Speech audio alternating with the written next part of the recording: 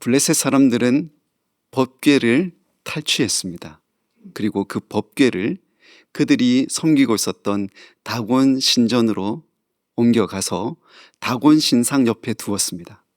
그랬더니 그 다음 날 다곤의 모가지가 잘리고 손목이 잘렸습니다. 더불어서 그 지역에 독한 종기가 발생했습니다. 사람들이 죽어나가요. 어찌하면 좋을까? 그때 가드 사람들이 우리에게 가져와라 라고 해서 그 지역으로 넘겨줍니다.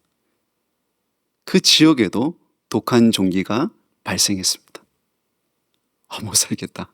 그래서 그 다음 지역인 에그론으로 옮겨갑니다. 그 에그론 역시 독한 종기가 퍼져서 사람들이 죽어가서 온 천지에 사망의 바다가 되었습니다. 그러기를 무려 7개월이나 이어졌습니다. 그때 두 가지 의견이 있었습니다. 하나는 이 법궤가 재앙덩어리다. 법궤를 괜히 가져와서 옮겨가는 지역마다 독한 종기가 발생한다. 이것이 첫 번째 의견. 두 번째 의견은 이러했습니다. 그거 우연의 일치다. 원래 독한 종기가 일어나려고 하는데, 종기가 발생하려고 하는데 우연하게 옮기니까 그게 일어난 거지 이 법궤와는 상관없다. 그들은 테스트하였습니다. 혹시나 이 종기를 일으켰을지 모르는 이 법궤를 원래 있었던 이스라엘 지역으로 옮겨버리기로 작정했습니다. 이걸로 테스트하는데 어떻게 하냐면 멍에를 메어보지 않은 저지나는 소를 새수레를 만들어서 끌게 하자라고 했습니다. 저지나는 소는 송아지를 가졌다는 의미예요. 송아지가 있는 소는 그 송아지에게서 한 발짝도 떨어지고 싶지 않았을 겁니다. 그런데 이 송아지 역시 잡아서 그 소들로부터 멀리 떼어서 자기 집에 가두어 버렸습니다. 그러니 이 젖소들은 집에 가고 싶었습니다. 거기에다가 소몰이꾼을 두지 않았습니다. 어디로 가야 될지도 모르는 이 소들, 그 머리에 수레의 멍에를 메고 테스트를 합니다. 만약 이 소들이 움직여서 이스라엘과 블레셋의 경계 지역이라 할 수 있는 베세메스로 곧장 가면 법궤와 함께하고 있는 여호와 하나님이라는 분이, 이스라엘 하나님이라는 분이 그 지역에 종기를 일으킨 것이다. 아니면 우연이다. 빠지는 길들이 여럿 있었습니다. 그 길로 빠지지 않고 그 소들이 가면, 베세메스로 직행하면 하나님이 하신 것이다. 하나님이 들으셨어요. 자, 테스트가 시작되었습니다. 어떻게 되었습니까?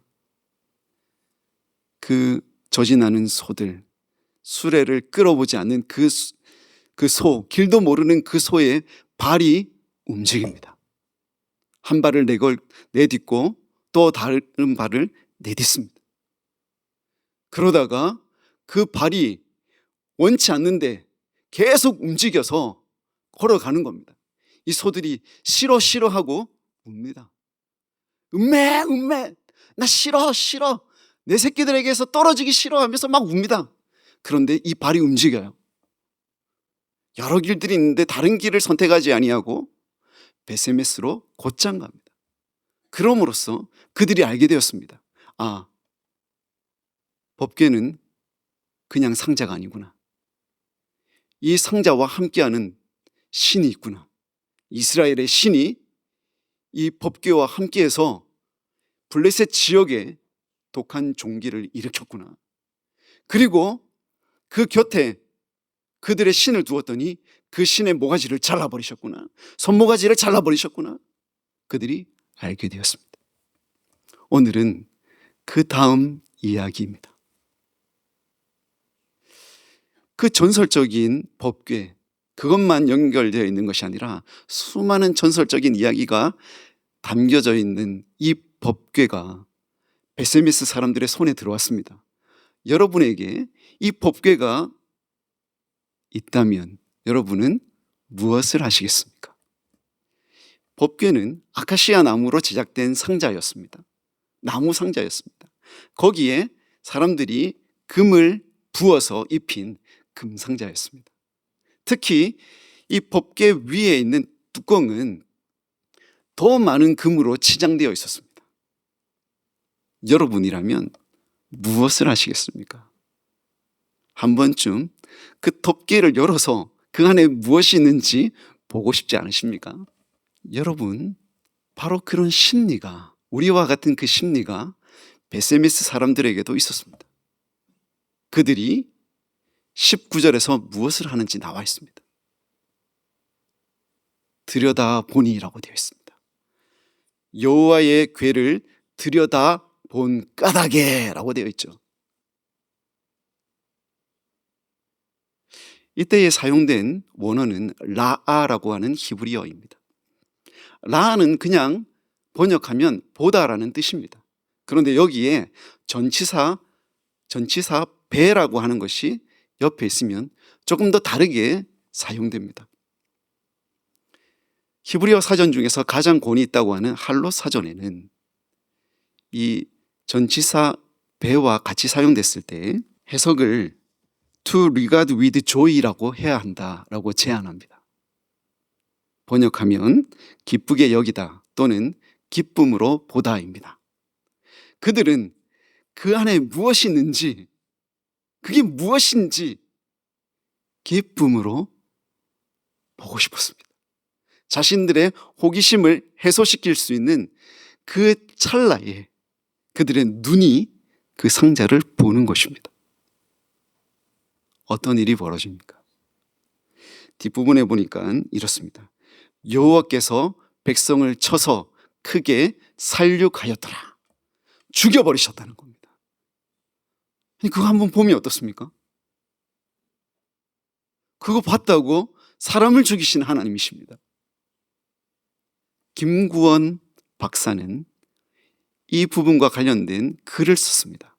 히브리어 원문은 궤의 뚜껑을 열어 내부를 살피다 보다는 궤를 구경거리로 삼아 보다, 기쁨으로 보다, 구경거리로 보다의 의미에 가깝다. 베세메스 사람들이 많이 목숨을 잃는 것은 궤를 열어 보아서가 아니라 거룩한 궤를 구경거리로 삼았기 때문이다 라고 했습니다. 하나님의 그 거룩한 상징인 여호와의 궤를 자기 만족을 위해서 구경거리로 삼아서 보았더니 하나님께서 쳐 죽여버리셨다고 성경은 기록하고 있습니다. 여호와 하나님께 크게 얻어맞아 아팠던 이 베세메스 사람들은 울기 시작했습니다. 펑펑 울었습니다. 주여, 도대체 이게 무슨 일입니까? 많이 죽었습니다. 많이 죽었어요. 그래서 막 울었습니다. 그리고 그들이 말을 합니다. 이 거룩하신 여호와 앞에 누가 능히 서리요? 이 거룩하신 여호와 앞에, 너무너무 거룩하신 그분 앞에 누가 설 수 있단 말입니까? 주여, 우리는 감당하지 못하겠습니다. 그들 역시 블레셋 사람들처럼 그 법궤를 다른 데로 치워버리고 싶었습니다. 고민하다가 레위인의 도시가 아니라 다른 도시에 이 법궤를 옮깁니다. 그곳은 기럇 여아림이었습니다. 이곳은 베냐민 지파 사람들에게 상속된 여러 고을들 중에 하나였습니다. 갈렙의 후손이라 할 수 있는 소발이 정착했던 곳입니다. 그곳으로 사람들을 보냅니다. 당신들은 이 법궤를 가져가려면 가져가라. 그랬더니 기럇 여아림 사람들이 와서 법궤를 그 지역으로 가져가는데 어디로 가져가느냐? 아비나답으로 가져갑니다. 아비나답 집으로 가져갑니다. 그리고 그 집의 아들이 있었는데 엘리아살이라고 하는 사람이었습니다. 그 엘리아살이 그것을 지킬 수 있도록 거룩하게 구별했습니다. 궁금증이 생기시죠? 왜 아비나답이었을까? 그리고 왜 엘리야살이었을까? 아무런 정보가 없습니다. 성경을 아무리 읽어봐도 이와 관련되어 있는 정보가 없습니다. 이들이 레위인인지 아니면 신전과 관련되어 있는 사람인지 아무런 정보가 없습니다. 그때에 이 이름을 주목한 학자가 있습니다. 아울드라는 사람이었습니다. 이 사람은 이름을 깊이 연구하여 우리에게 한 가지 힌트를 제공합니다. 엘리야살은 훨씬 더 익숙한 제사장 이름이다. 한 엘리야살은 아론의 아들이자 후계자였으며 심지어 나답과 아비후의 형제였는데 이들의 이름이 합쳐져 아비나답이 된다. 설명하겠습니다. 민수기라는 책을 쭉 읽어보면 대제사장이 나옵니다. 그의 이름은 아론입니다. 모세의 형제였죠. 이 아론에게는 아들들이 있었습니다. 그 아들들 중에서 2명이 먼저 하나님의 거룩한 물건들을 관리하게 되었습니다. 나답과 아비후였습니다. 이 나답과 아비후의 이름을 합친 이름이 나와요. 그게 바로 아비나답이라는 겁니다. 그런데 이 아비나답이 성물을, 법궤를 관리하는 것이 아니라 누가 관리하죠? 엘리야살입니다. 왜 그런가? 이 민수기를 쭉 읽어보면 나답과 아비후라는 사람이 하나님의 거룩한 물건들을 관리하는데 하나님이 시키지 않은 다른 불을 들이다가 하나님께서 죽여버립니다. 관리에 실패했던 거예요. 그러자 또 다른 본문에서 다른 아들이 그 역할을 맡습니다. 그가 바로 오늘 본문에 나오는 엘리아살입니다. 민수기 3장 4절을 보겠습니다. 여러분 보이시죠? 제가 읽어보겠습니다. 나답과 아비후는 시내 광야에서 여호와 앞에 다른 불을 들이다가 여호와 앞에서 죽어 자식이 없었으며 엘르아살과 이다말이 그의 아버지 아론 앞에서 제사장의 직분을 행하였더라. 나답과 아비후가 하나님의 그 역할을 잘 하지 못하자 하나님이 죽여버리시니 그 다음 아들이 나오는데 그게 바로 엘르아살입니다. 그리고 이다말입니다. 이 2명이 맡았는데 성경을 쭉 읽어보면 나중에는 엘르아살밖에 안 나와요. 누군가 질문하겠죠. 목사님, 사무엘서에는 엘리야살이고 민수기에는 엘르아살입니다. 잘못 보셨습니다. 아닙니다, 여러분. 히브리어는 똑같습니다. 사무엘서나 민수기서나 똑같이 둘 다 엘르아살입니다. 엘리야살로도 읽을 수 있어요. 한국어 번역자가 민수기에는 엘르아살로 번역했고 사무엘서에는 엘리야살로 번역했습니다. 똑같습니다. 실패했던 아답과 나비후의 이름이 합쳐져 있었던 아비나답이 아닌 성공했던 엘르아살이 하나님의 가장 거룩한 그 성물을 관리하게 했습니다. 그랬더니 무려 20년간 아무 문제 없었습니다. 이 전체 본문이 우리에게 알려주는 것은 무엇일까요? 블레셋 사람들이나 이스라엘 사람들이나 모두 상관없이 하나님을 바로 섬겨야 한다는 것입니다. 만약 이 사람들이 하나님과 관련되어 있었던 정확한 지식을 알고 있었다면 법궤를 다곤 신전에 그 다곤 신상 옆에 두지 않았을 것입니다. 성경을 보니까 하나님의 거룩한 물건을 아세라상 곁에 두지 말라고 했습니다. 즉 성물을 우상 곁에 두지 말라라고 이미 말씀하셨는데 그걸 모르고 그들이 다곤 신상 곁에 두었더니 하나님께서 일벌백계 하신 것입니다. 목을 잘라버리고 손목을 잘라버리심으로써 하나님 그거 싫어하심을 보여주셨던 것이죠.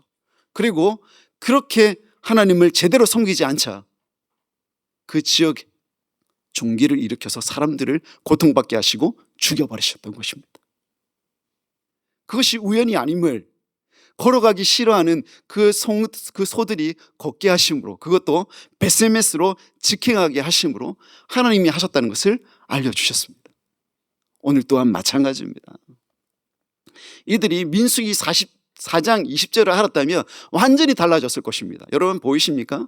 큰 소리로 한번 읽어보겠습니다. 준비 시작.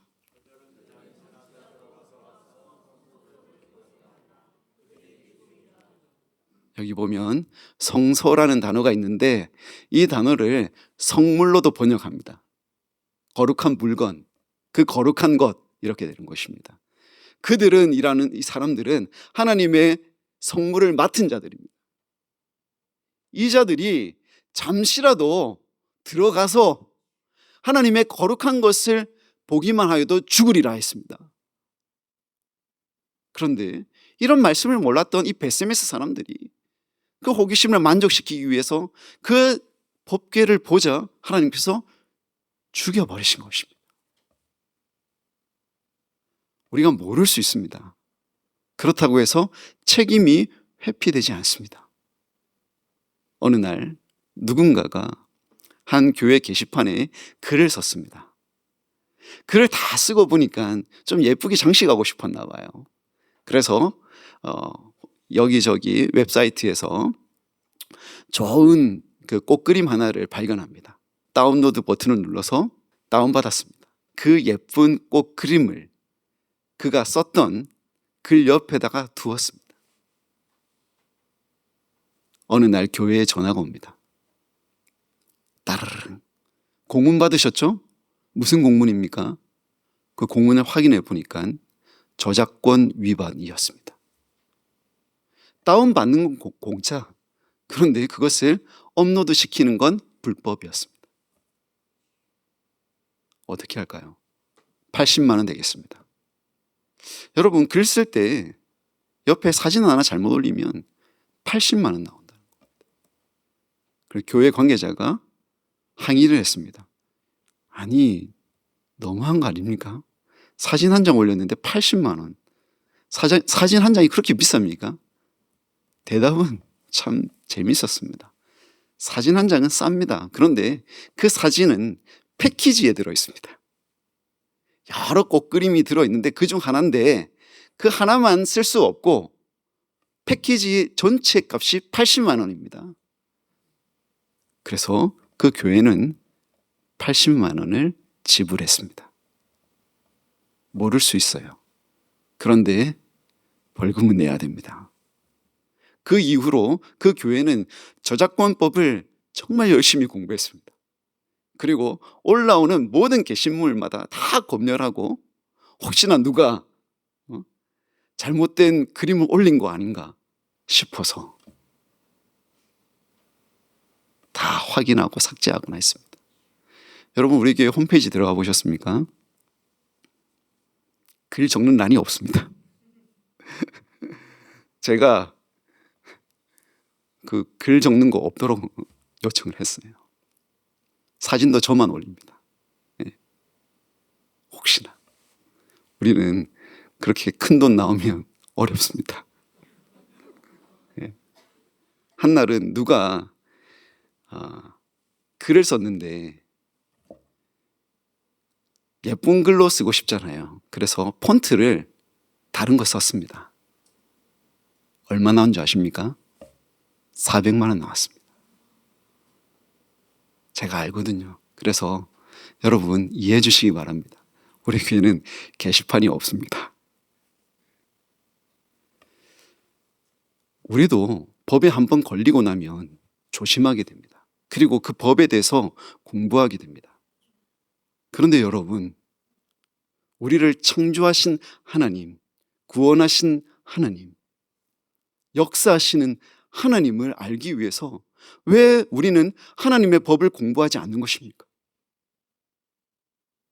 자녀들은 그렇게 세상 지식을 위해서 학원도 보내고 학교 빠지면 죽을 것 같이 여기시면서 왜 교회 빠지는 것을 그렇게 쉽게 여기십니까? 하나님의 법을 아는 것이 필요합니다. 그것이 살고 죽는 것이라면 여러분 어찌하시겠습니까? 베세메스 사람들은 단지 법궤를 보다가 죽었습니다. 하나님과 관련되어 있는 법들이 이 성경에 기록되어 있습니다. 하나님이 우리에게 말씀하십니다. 너 성경을 알아야 한다. 너 성경을 읽어야 한다. 하나님의 말씀을 들어야 한다. 여러분, 가볍게 여기지 마십시오. 하나님께서 심판하십니다. 이 세상은 우연이 아니라고 했습니다. 모든 것은 하나님께서 관할하고 계십니다. 관리하고 계십니다. 그런데 우리의 중심을 보십니다. 너 진짜 하나님의 법을 알려고 노력했니? 아니면 세상에 사는 것에 너무 익숙해서 그 법만 집중했니? 여러분, 만약 생각해 보십시오. 교회에 빠져서 하나님의 법을 제대로 몰라서 어떤 위해를 가하게 되었다. 위해를 받게 되었다. 또는 한 번 빠지면 벌금 100만 원이다 생각해 보십시오. 누가 교회를 빠지겠습니까? 지금은 하나님께서 그런 철저한 것을 보여주시지 않으니까, 우리 몸으로, 우리 피부로 느낄 수 없으니까 그냥 편안하게 여기는데, 여러분, 보이지 않아도, 지금 심판하지 않아도 하나님 살아계십니다. 베세미스 사람들이 우리에게 말씀합니다. 누가 이 거룩하신 여호와 앞에 능히 서리요? 하나님의 법을 모르고 그를 가볍게 여기고 그를 조롱하는 사람, 그들은 누구나 설 수가 없습니다. 그러나 하나님의 법을 알고 그 법을 제대로 섬기려고 하는 사람, 그는 아비나답 집에 있었던 엘리야살처럼 서서 하나님을 영화롭게 할 것입니다. 저는 우리 모두가 하나님의 말씀을 정확하게 알기를 바랍니다. 그리고 그 말씀을 순종하여 하나님 앞에 하나님의 복을 받는 우리 모두가 되기를 축원합니다. 기도하겠습니다.